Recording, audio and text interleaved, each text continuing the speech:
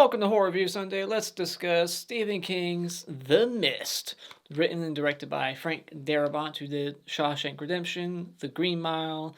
He wrote Dream Warriors and the Blob remake. He's done a lot of great things, and this was my first time watching in a long time. I saw it at the theater and maybe one or two more times after that, but it had been very long since. So I was really excited to check it out again, and it still holds up. Still really enjoy this movie. And this collector's edition I got here has the black and white version, and that's the version I watched. I only have one gripe with this movie, and that is just some of the CGI doesn't look good in some moments, especially the tentacles. I feel like that's some of the worst in the film, but the rest isn't that bad. It definitely looks like kind of lower budget 2000s CGI, and I understand why they used it. I would have preferred practical all the way, but some of the things they're wanting to pull off in this movie, I feel like they had to go CGI. But getting into what I like about the movie, I really like the cast and the performances are incredible. Thomas Jane and even the kid actor is great, and the woman at the supermarket that he talks to and becomes like a mother to his son. Like, there's some really good performances in this movie, even from smaller characters that have like one scene. Like the lady who is the first one to leave the supermarket, she gives a really powerful performance. And I really like the army guy and his little girlfriend, or this chick that he has a crush on. Like, there's some really good moments between these characters. They really develop them enough for you to give a shit about them.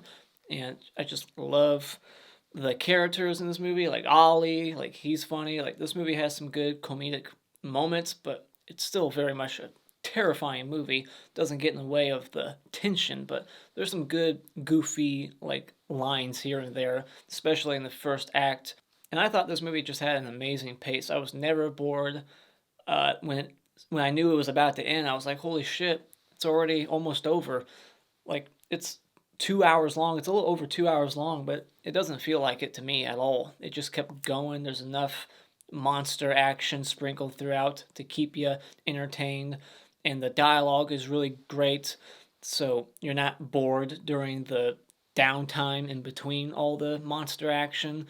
I also think this movie has a cool, scary premise, and I like the one location setting, kind of claustrophobic, just stuck at this supermarket. Not a lot of places to run when creatures get inside, just going down these tight aisleways, and it's just a great location for this movie. I think it's a smart script, and I like the social commentary here, that the message that they're trying to say about society and how easily we can turn on one another when the lights go out and we don't have 911 at our fingertips anymore.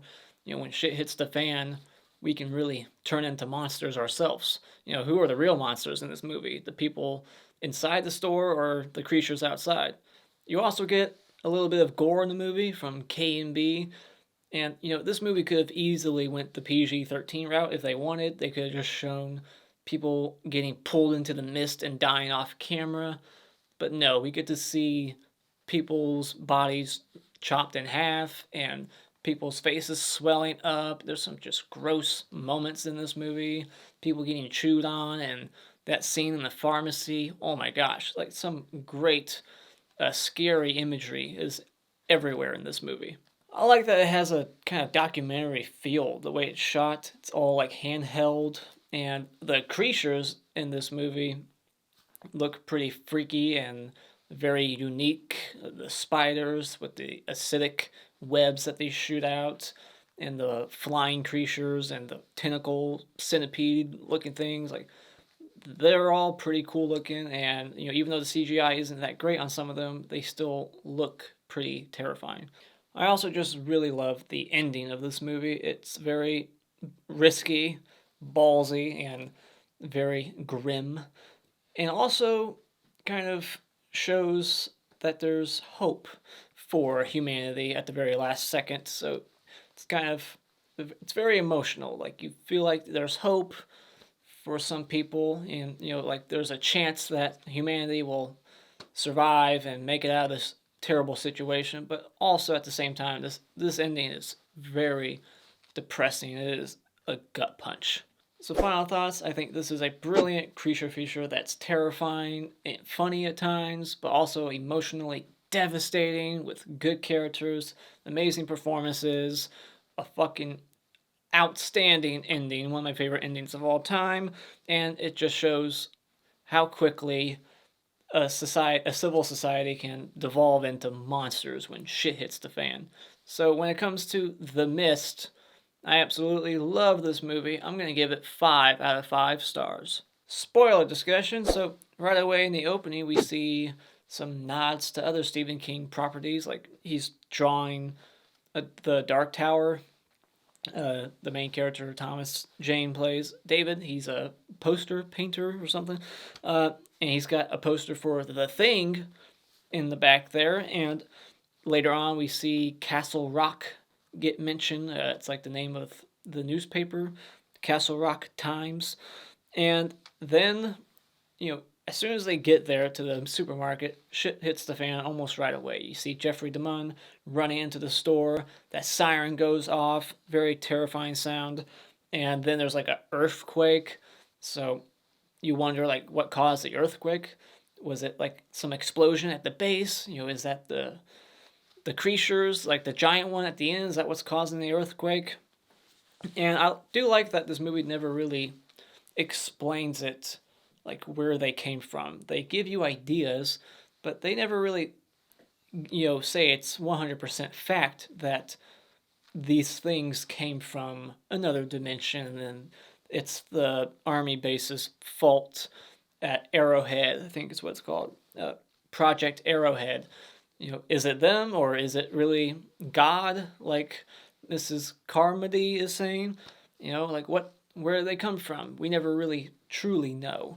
I like that the woman who leaves to go get her kids, who gives a really great performance, I like that she lives. At the end, we see her on the truck driving by, so that was cool to see, to know that she survived. And really, so William Sadler, his character doesn't believe Thomas Jane's when he's like, I heard a noise, something was banging on the door back there. Like, this mist covered the store. He heard people dying in the mist, like something was attacking them. He heard what Jeffrey DeMunn's character said about people getting attacked and shit. There's something in the mist.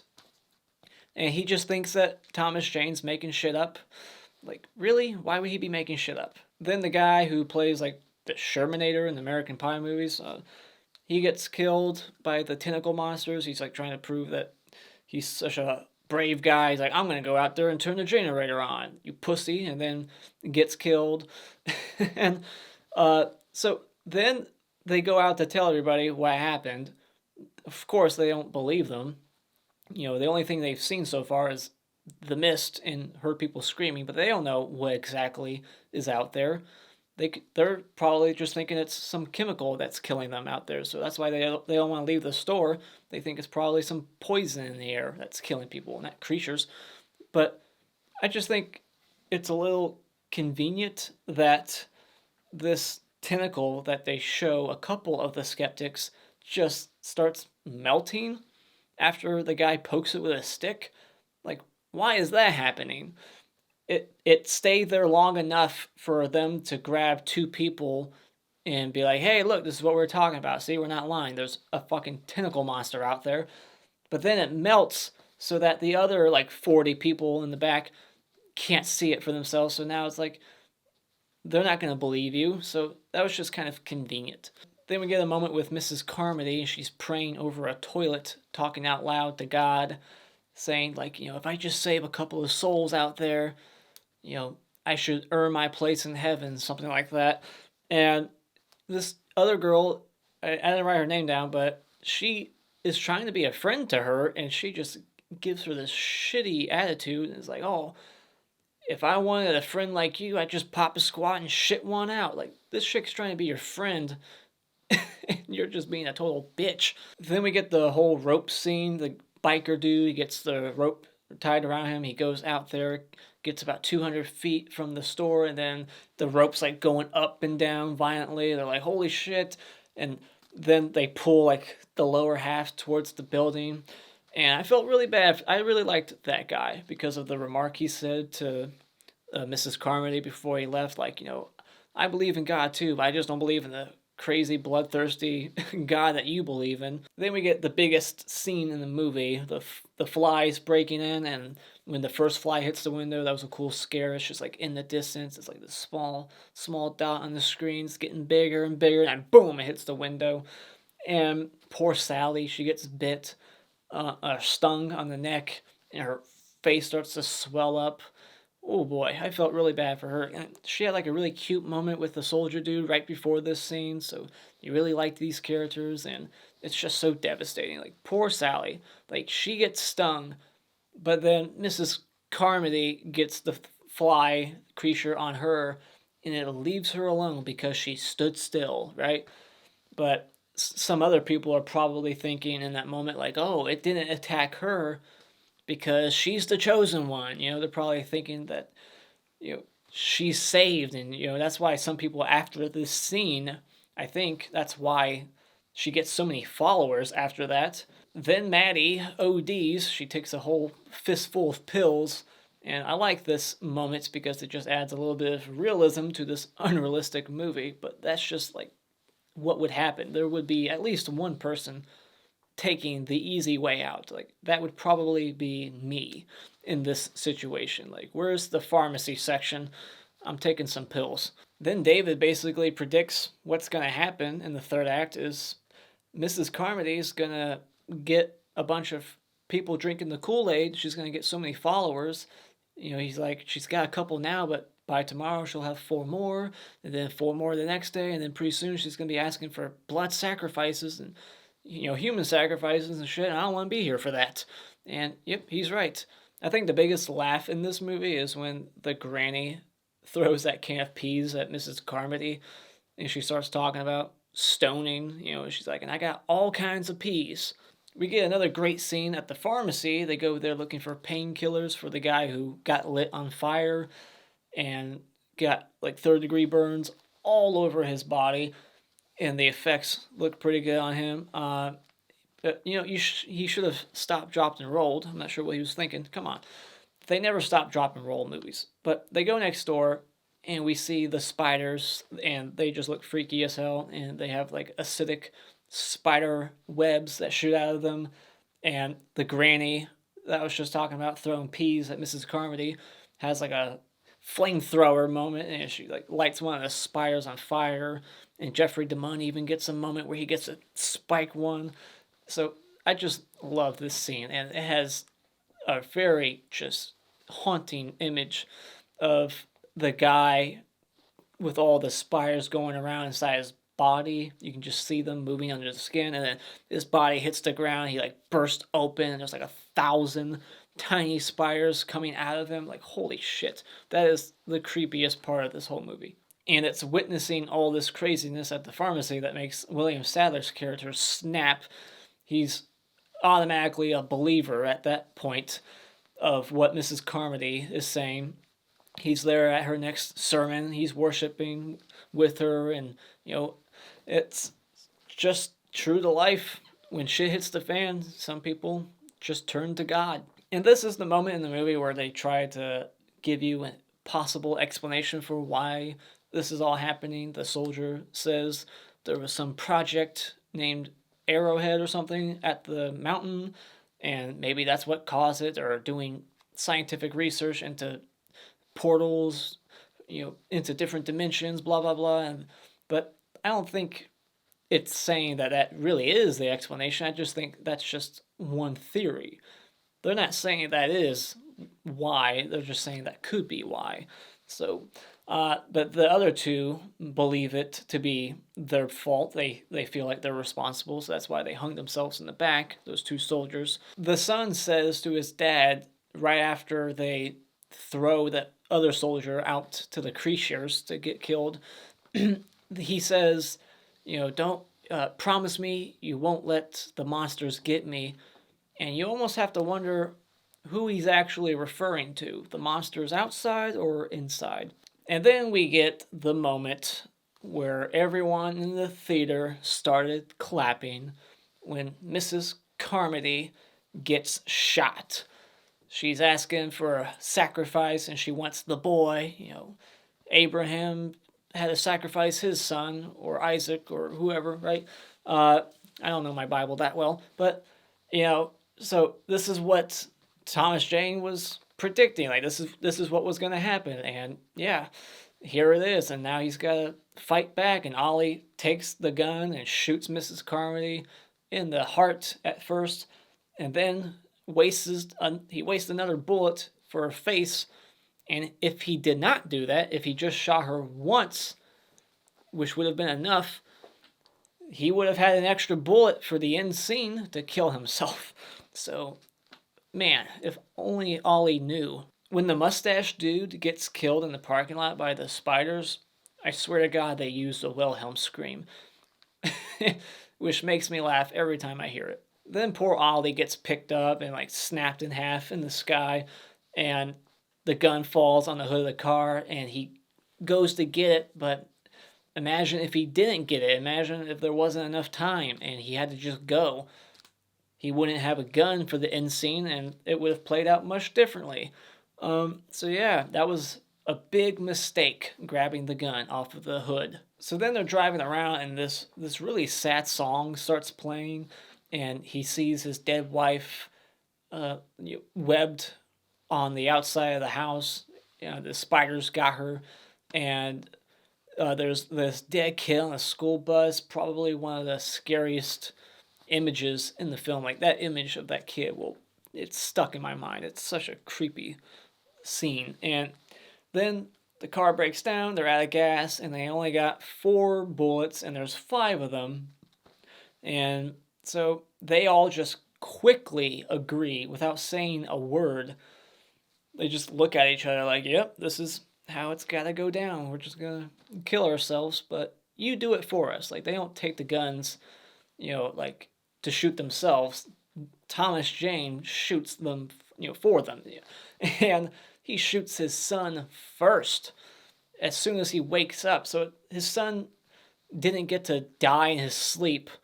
He had to wake up and then see his dad right before it happened. And just that look on his face of, shock and surprise, like, what the hell are you doing? He doesn't get a chance to say anything. He just gets shot right in the face. And there's not even that much time in between the shots. Like, he doesn't hesitate. Like, it's boom, boom, boom, boom.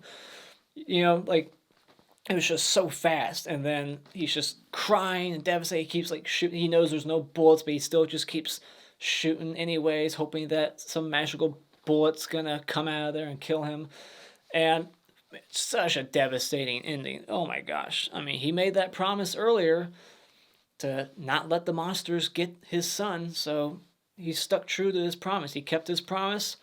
He wasn't going to let the monsters get his son, so he shot him in the face instead. But yeah, I skipped over the whole giant monster that's walking above them. Holy shit, that thing's huge. Each footstep's making the car bounce off the ground some. And yeah, so then he gets out of the car. He's like, come on! And then turns out the noises that he was hearing in the distance wasn't the monsters coming, it was the army. The tank rolls by, and then he just has that devastated look on his face, like, what have I done? If I just waited 1 minute, it was only a minute later. So if he just waited a minute and not killed them so quickly, they would have all survived. But nope. That's not the ending we got. They all died. In that car, at least, except for him. But I would imagine that he's dead too. I would imagine that his character would have killed himself at some point. Because his wife's dead, he shot his son, and it's all his fault because he was impatient. He could have just waited a minute and they would have lived. So, yeah. I would imagine his character commits suicide within 24 hours after this ending. But at least everybody else got to live. Even the people at the supermarket that were still alive when they left, they all got to survive. and that lady that left the supermarket earlier on, and it looks like they're doing a good job fighting back. The mist is starting to go away, so there's hope. It's a devastating, grim ending, but there's also hope for that town to recover and get rid of all the monsters. So yeah, very awesome ending. What are your thoughts on The Mist? Let me know in the comments below. Is it your favorite Stephen King movie? Is it your favorite Frank Darabont movie? Let me know. And as always, if you like what you've seen here, you can hit this like button and become a subscriber today just by clicking on my cartoon face in about 5 seconds.